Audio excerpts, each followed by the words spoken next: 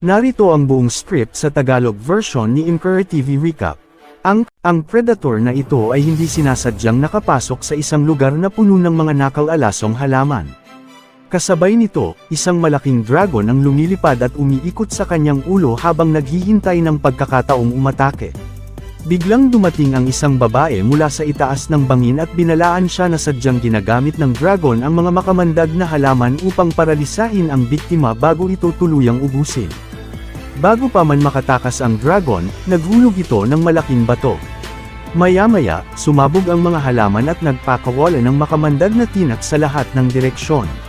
Sinubukan niyang umiwas, ngunit tinamaan pa rin siya ng lason.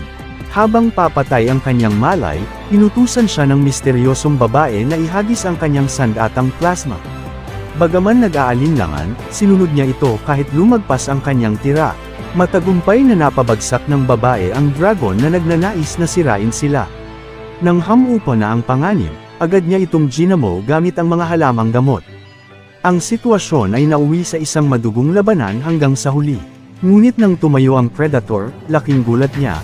Ang babae pala ay isang android na nagngangalang Tia, na gawa ng kumpanyang Wayland.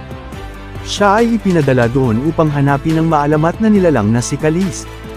Dahil nawasak ang mga binti ng babae sa pag-atake ng halimaw, nag-alok ito ng pakikipagtulungan.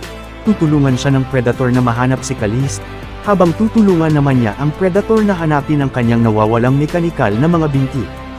Wala silang ibang pagpipilian kaya nagsimula sila ng magkasamang paglalakbay.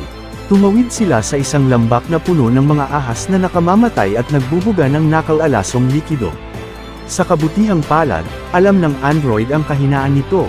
Kapag pinakain ng mga ahas, hindi nila papansinin ang sinumang dumadaan sa gabi. Kinabukasan pagkagising, nagutom ang predator at nakakita ng isang malaking hayop na parang kalabaw, ngunit para sa kanya ay pagkain lamang ito. Habang naghahanda sa pag-atake, biglang tumalon ang hayop mula sa puno. Nagmadali siyang humabol, ngunit hindi inaasahang lumingon ang higanteng hayop at sinugod siya ng buong bilis.